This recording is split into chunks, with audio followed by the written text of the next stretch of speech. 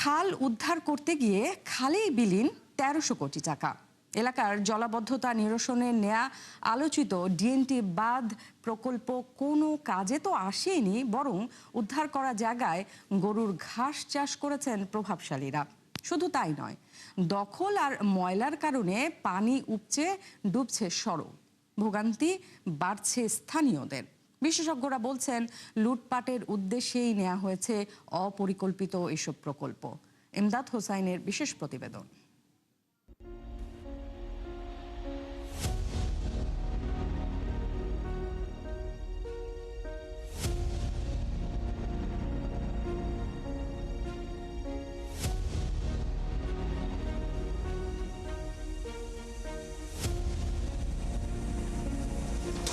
এটি নারায়ণগঞ্জ শহরের ফকির রোড এলাকার চিত্র। সামান্য বৃষ্টিতেই উপচে পড়ে পানি। ঠিক তখন বোঝার উপায় থাকে না এটি খাল নাকি রাস্তা। ফকির গ্রুপের দেয়াল ঘেঁষা ডিএনডি খালের একটি অংশে ঘাস চাষ করছেন খামারিরা। ফলে সংকুচিত হয়ে পড়েছে পানি প্রবাহিত হওয়ার ড্রেন, আর সেই পানিতেই তলিয়ে যাচ্ছে সড়ক, যা এলাকার নিত্যদিনের সমস্যা। প্রোডাক্টসের মালিক কাদের সাহেবের খামার আছে, আর ফকিরার মালিক ওর খামার আছে। বিশাল বড় বড় দুইটা খামার আছে। এই খামারে এই জায়গাতে ঘাস কেটে নেয়। ময়লা পরিষ্কার না করাতে পানিটা মনে করেন আর নিচে যায় না যাতে মনে করেন এই অবস্থা। এটি যাত্রাবাড়ি হানি ফ্লাইওভার ঘেঁষে যাওয়া ডিন্ডি খালের আরেকটি অংশ। এখানেও পানি যেতে না পেরে সামান্য বৃষ্টিতেই সমুদ্রে পরিণত হয় ঢাকা চট্টগ্রাম মহাসড়ক। নারায়ণগঞ্জের হিরাঝিল এলাকার এই খাল যেন বদ্ধভূমি। স্থানীয় প্রভাবশালীদের দখলে বোঝার উপায় নেই এটি রাজধানীর পানি নিষ্কাশনের জন্য তৈরি করা প্রকল্প। ঢাকা ও নারায়ণগঞ্জের কয়েকটি এলাকা ঘুরে আলোচিত ডিএনডি খালের এমন দুরবস্থার চিত্র দেখতে পায় ৭১ বিজনেস। ২০১৬ সালে ঢাকা, নারায়ণগঞ্জ ও ড্যামরার পানি নিষ্কাশনের জন্য ৫৫০ কোটি টাকায় ডিএনডি প্রকল্পের কাজ শুরু করে পানি উন্নয়ন বোর্ড। পরে পাড় দখলমুক্ত রাখতে ৪৪ কিলোমিটারের ওয়াকওয়ে সহ নানা খাতে ব্যয় বাড়িয়ে উন্নীত করা হয় ১৩০০ কোটিতে, যার কাজ শেষ হয় ২০২৪ সালের জুনে। কিন্তু ফলাফল শূন্য।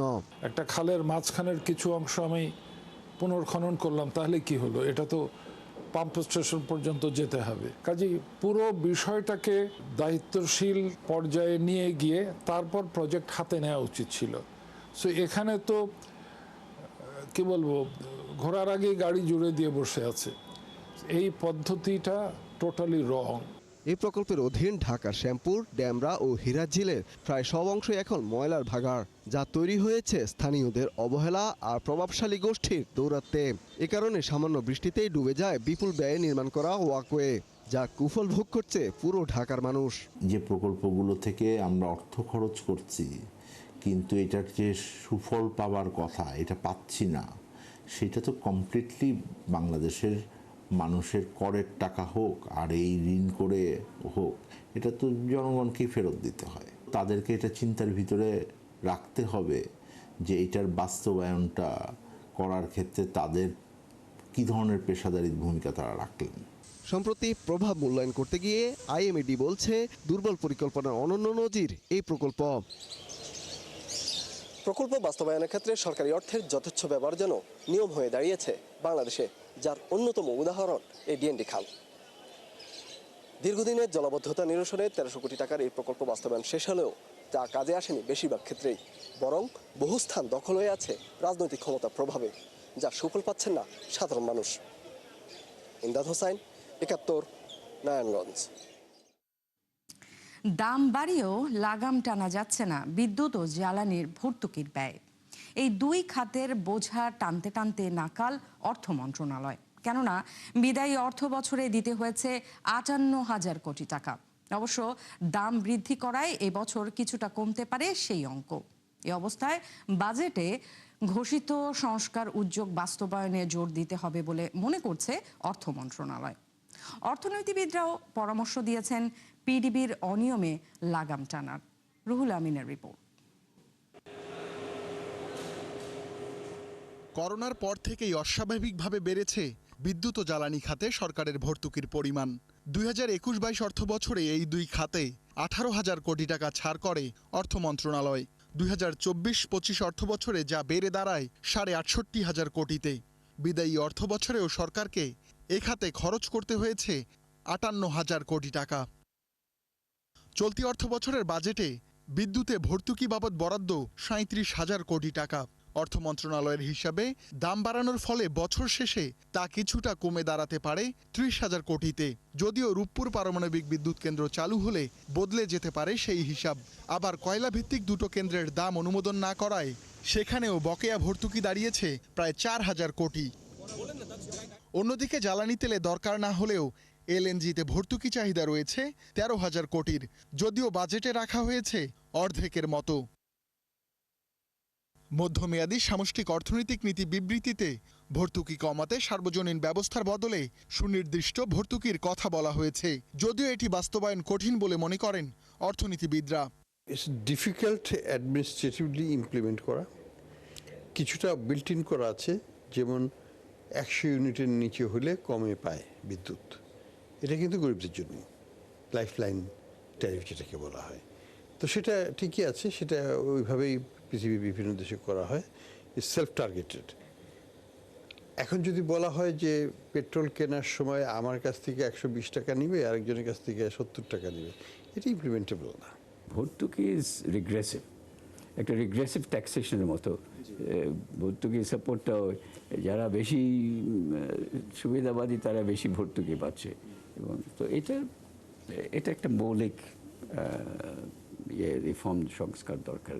চলতি অর্থ বছরের বাজেটে বিদ্যুৎ খাতের ভর্তুকি কমাতে কম খরচের কেন্দ্র বেশি চালানো, ক্রয় চুক্তি পুনর্মূল্যায়ন, অযৌক্তিক ক্যাপাসিটি চার্জ কমানো ও কেন্দ্রগুলোর প্রকৃত সক্ষমতা বের করার কথা বলা হয়েছে। প্রবলেম হচ্ছে পিডিবির যে মিসগভর্নেন্স যেটা আছে, মানে কোয়ালিটি অফ ম্যানেজমেন্ট যেটা আছে, সেটার কস্টটা তো এখন কনজিউমারদের উপরে চলে যাচ্ছে। তো আপনাকে পিডিবি ভর্তুকি নিক, কিন্তু আমাদেরকে দেখাতে হবে বছরের পর বছর পিডিবি কি উন্নতিটা করছে এনার্জি সেক্টরে, কি তাদের গভর্নেন্স ইমপ্রুভমেন্ট কি হচ্ছে। বর্তমানে সরকারি বেসরকারি মিলিয়ে চালু বিদ্যুৎ কেন্দ্র ১৩৭টি। এর বাইরে ভারত থেকেও আমদানি করা হচ্ছে বড় একটা অংশ। রুহুল আমিন, ৭১, ঢাকা। এবার হৃদরোগ চিকিৎসায় ব্যবহৃত ভাস্কুলার স্ট্যান্ট রিং, অক্সিজেনেটর, পেসমেকার ও হার্ট বাল্বে মূল্য সংযোজন কর অব্যাহতি দিতে যাচ্ছে এনবিআর। ফলে দাম কমবে এসব উপকরণের, একই সাথে খরচ কমবে রোগীদের। এরই মধ্যে চূড়ান্ত করা হয়েছে এ সংক্রান্ত খসড়া, যার অনুমোদন শেষে প্রজ্ঞাপন জারি হতে পারে সোমবার। বর্তমানে এই 4টি পণ্যে ব্যবসায়ী পর্যায়ে 7.5% ও সরবরাহ পর্যায়ে 10% ভ্যাট কার্যকর আছে। এনবিআর সূত্র বলছে, রোগীদের স্বার্থ বিবেচনায় এমন সিদ্ধান্ত নিতে যাচ্ছে সরকার।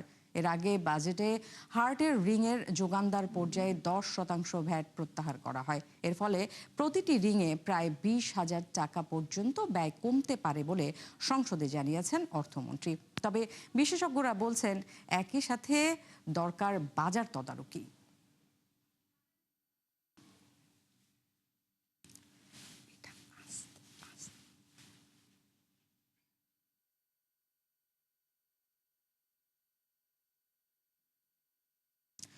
দর্শক, বৃষ্টি ও বন্যার অজুহাতে আবারও অস্থির সারা দেশের বাজার পরিস্থিতি। এ নিয়ে আরো বিস্তারিত জানবো। আমাদের সাথে যুক্ত হচ্ছেন জামালপুর থেকে সহকর্মী সুমন আনসারি। সুমন, একটু জানতে চাই, আজকে জামালপুরের বাজার দর কেমন দেখছেন এবং একই সাথে সবজির দাম বেড়েছে কিনা, সবকিছু একটু বিস্তারিত আমাদেরকে জানাবেন।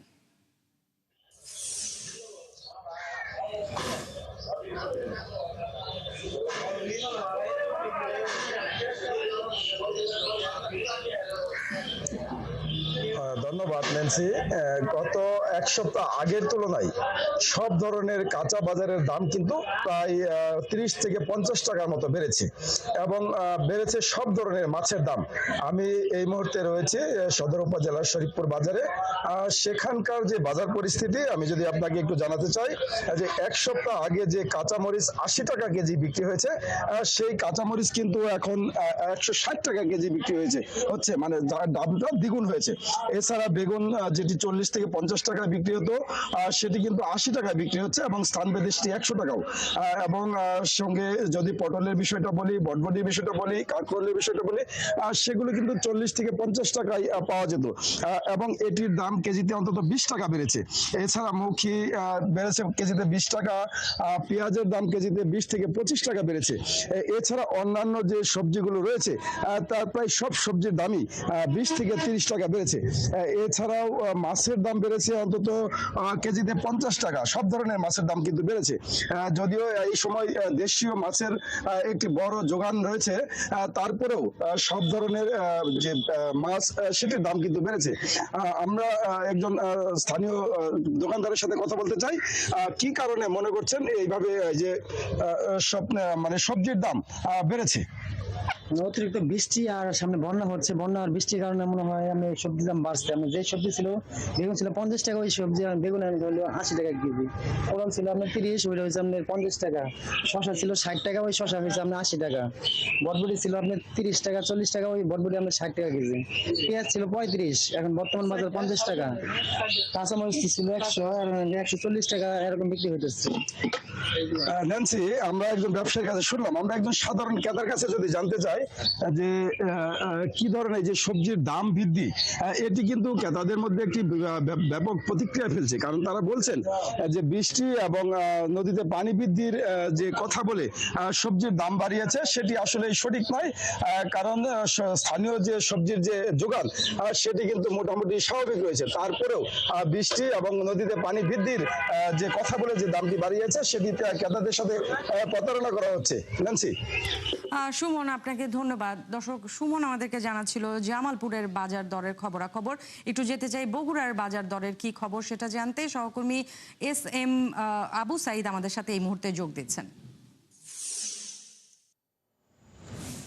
আবু সাইদ, জামালপুরে সব রকম সবজির দামই বলছিল সুমন বেড়ে গেছে। আপনি যেখানটাতে আছেন বগুড়ার বাজারের কি অবস্থা দেখছেন?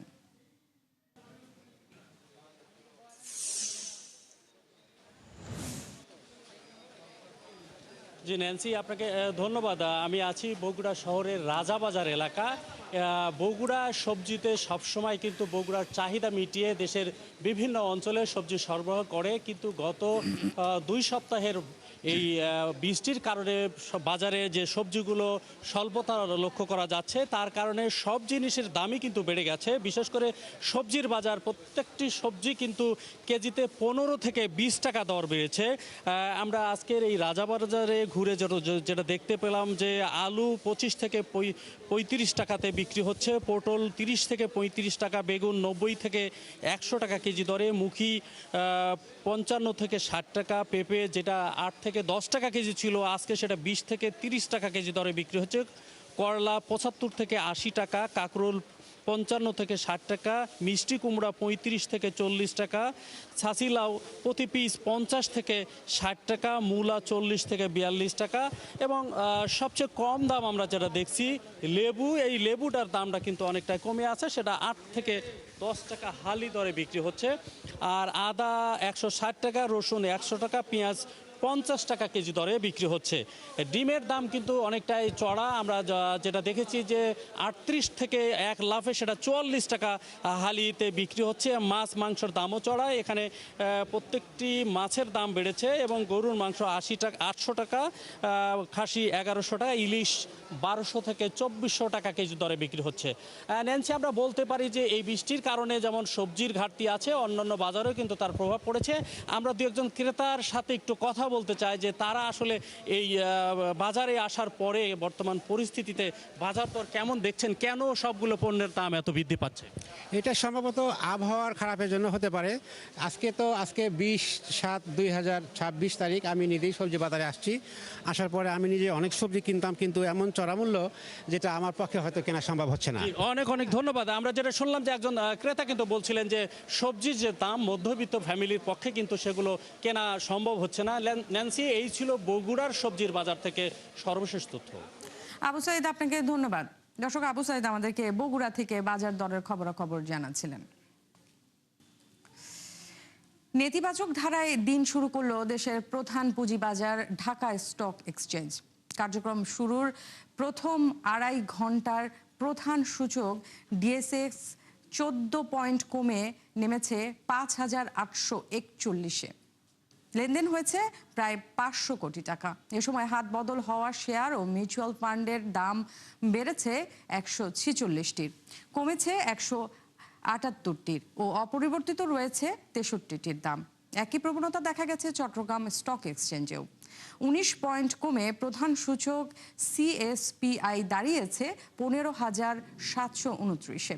এ সময় হাত বদল হওয়া শেয়ার ও মিউচুয়াল ফান্ডের মধ্যে দাম বেড়েছে 59টির, কমেছে 68টির ও অপরিবর্তিত রয়েছে 28টির দাম।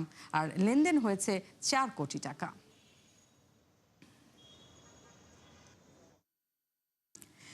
এডিবির নাম, লোগো এবং কর্মকর্তাদের পরিচয় ব্যবহার করে ভুয়া ঋণ দেওয়ার প্রলোভন দেখিয়ে অর্থ আদায় করছে বেশ কিছু অসাধু মহল। তাই এ বিষয়ে জনসাধারণকে সতর্ক করছে এশীয় উন্নয়ন ব্যাংক। এক বিজ্ঞপ্তিতে বলা হয়, সংস্থাটি কখনোই কোনো ব্যক্তিকে সরাসরি ঋণ, অনুদান, তহবিল বা অন্য কোনো ধরনের আর্থিক সহায়তা প্রদান করে না। একইভাবে কোনো ব্যক্তির কাছে আর্থিক সহায়তার বিনিময়ে ব্যক্তিগত আর্থিক তথ্য চায় না। এছাড়া মোবাইল ব্যাংকিং বা অন্য কোনো মাধ্যমে অর্থ জমা দেওয়ারও অনুরোধ করে না এডিবি। তাই এ ধরনের ভুয়া ঋণের প্রস্তাব সম্পর্কে সতর্ক থাকার এবং যোগাযোগে কোনো ধরনের সাড়া না দেওয়ার জন্য জোরালোভাবে পরামর্শ দিচ্ছে এডিবি। ইরান যুক্তরাষ্ট্র উত্তেজনাকে ঘিরে বেড়েই চলছে তেলের দাম। সবশেষ তথ্য অনুযায়ী 2.5% বেড়ে প্রতি ব্যারেলের দাম উঠেছে $90, যা গেল 11 জুনের পর সর্বোচ্চ।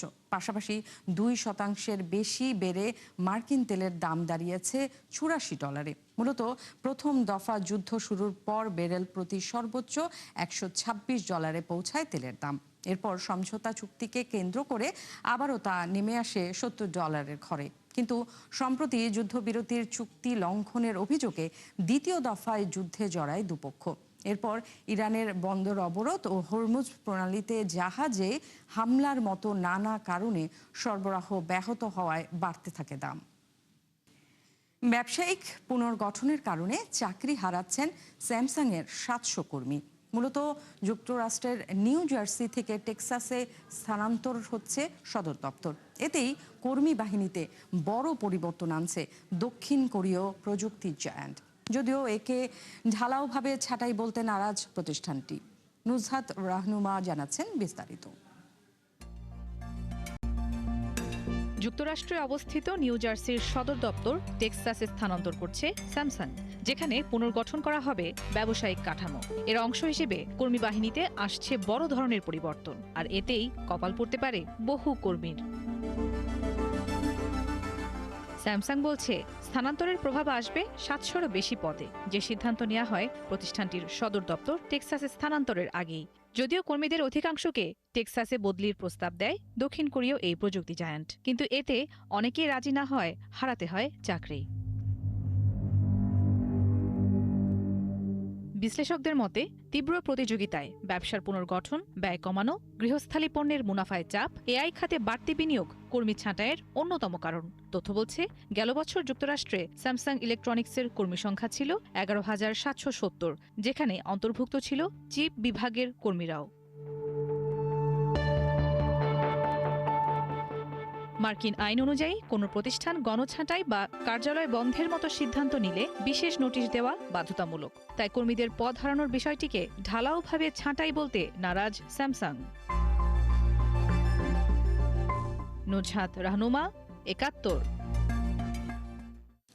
দর্শক, 71 বিজনেসে এই ছিল এখনকার মতো। সরাসরি সংবাদ অনুষ্ঠান দেখতে চোখ রাখুন 71-এর ফেসবুক পেজে এবং সাবস্ক্রাইব করুন 71-এর ইউটিউব চ্যানেলে। থাকুন 71-এর সাথে।